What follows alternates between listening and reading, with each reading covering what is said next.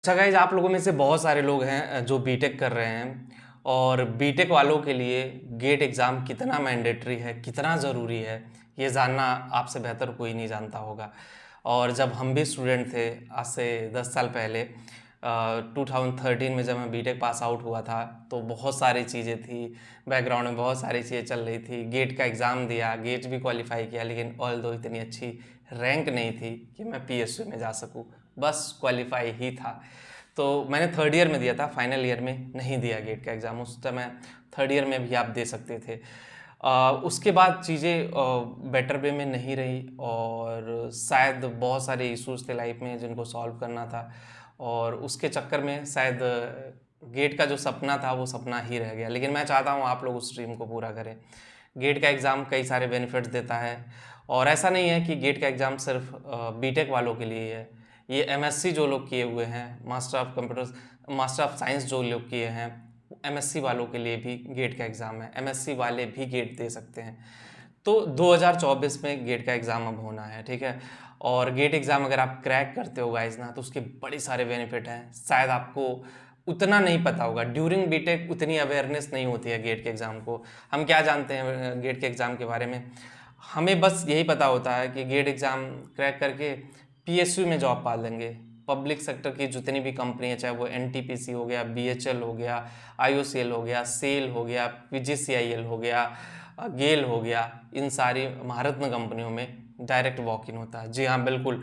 अगर गेट में आपके अच्छे रैंक हैं तो इन कंपनियों में आपकी जॉब लगना तय है 100%। मैं बता दूं, जो इंटरव्यू है वो बस एक मीडियम है, एक प्रोसेस है कि इस प्रोसेस के थ्रू इंटरव्यू हो रहा है, बाकी कुछ नहीं है। और अगर आपने अच्छा रैंक निकाल लिया, आप देखो कंपटीशन का लेवल बहुत ज़्यादा हाई है। सरकारी नौकरी अगर आपको लेना है ना, तो गेट के थ्रू इससे बेटर ऑप्शन नहीं मिल सकता। तो जो लोग फर्स्ट ईयर सेकेंड ईयर में हो वो तो प्लान कर लो भाई कि आपको गेट देना ही देना है, गेट का एग्ज़ाम मैंडेटरी है। उसके अलावा अगर हम बात कर लें कि आप गेट के एग्ज़ाम देने के बाद और कहाँ जा सकते हो, बहुत सारे लोग टायर थर्ड इंजीनियरिंग कॉलेज में पढ़ रहे हैं। मतलब जहाँ से ना प्लेसमेंट है, जहाँ पे ना लैब है, जहाँ पे और सारी चीज़ें हैं। ऐसे लोगों के लिए गेट का एग्ज़ाम जो है ना, वो एक वरदान साबित होता है कि भगवान ने एक ब्रह्मास्त्र दिया है कि आप इसका यूटिलाइजेशन करिए भाई। अगर आप टायर थर्ड में पढ़ रहे हैं, उनके लिए गेट का एग्ज़ाम बनाया गया है। तो गेट के एग्ज़ाम को अगर वो क्रैक करते हैं तो उनके लिए आईआईटी में सीधे एंट्री है भाई। आईआईटी से आप एमटेक करोगे, एनआईटी से आप एमटेक करोगे, अच्छी डीम्ड यूनिवर्सिटी से आप एमटेक करोगे, तो सोचो ना आपके लिए कितनी बेहतरीन अपॉर्चुनिटी है। और आप धीरे धीरे अपने करियर में बहुत दूर तक जा सकते हो, इतने दूर तक कि शायद आपको कोई पीछे न कर पाए। शायद आपका करियर इतना बेटर चला जाए, शायद आप सोच भी नहीं सकते हो। तो जो लोग टायर थर्ड इंजीनियरिंग कॉलेज से पढ़े गाइस, उनको तो मैं 100% कहूँगा कि आप गेट पे फोकस करिए, गेट का एग्ज़ाम निकालिए। गेट का एग्ज़ाम पे देखो कंपटीशन तो हर जगह है, तो गेट के एग्ज़ाम में भी फोकस करिए। हो सकता है कि गेट का एग्ज़ाम अगर आप नहीं क्रैक कर पाएँ, उसके अलावा भी आपके लिए बहुत सारे बेनिफिट्स हैं। जैसे कि बहुत सारी प्राइवेट कंपनियां हैं, बड़ी बड़ी मल्टीनेशनल कंपनियां अब जान गई हैं उनको कि गेट का स्कोर कार्ड लेकर के डायरेक्ट इंटरव्यू या डायरेक्ट सिलेक्शन कर लेती हैं।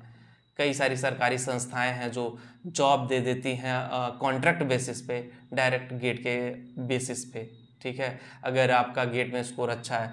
तो ये सारी चीज़ें मैं आपको इसीलिए बता रहा हूँ कि आप इसके बेनिफिट को समझिए।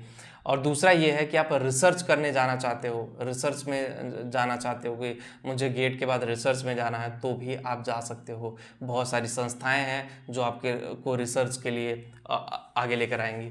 और एक और अच्छी बात कि भैया अगर आप गेट क्लियर करते हो तो आपको स्कॉलरशिप भी मिलती है, अच्छी खासी स्कॉलरशिप अमाउंट भी मिलता है। तो गेट क्लियर किए तो गवर्नमेंट की तरफ से आपको स्कॉलरशिप हर मंथ मिलेगा। तो मेरे हिसाब से देखो, गेट क्रैक करने के फायदे ही फायदे, नुकसान तो कुछ नहीं है, ठीक है। और आपको भी पता है कि रास्ता एक ही है, गेट के थ्रू ही जाना है। तो क्यों ना उस पर कमांड कर लें, क्यों ना उस पर फोकस कर लें। पहले ऐसा होता था, जो महारत्न कंपनियां हैं, नवरत्न कंपनियां पहले बोली जाती थी, अब महारत्न बोला जाता है। 9 कंपनियों के अलग अलग टेस्ट होते थे, वो भी बेटर था। लेकिन अब गेट के थ्रू कर दिया गया और बस कंबाइंड टेस्ट होता है और गेट नहीं क्लियर कर पाए तो कुछ नहीं हो पाएगा।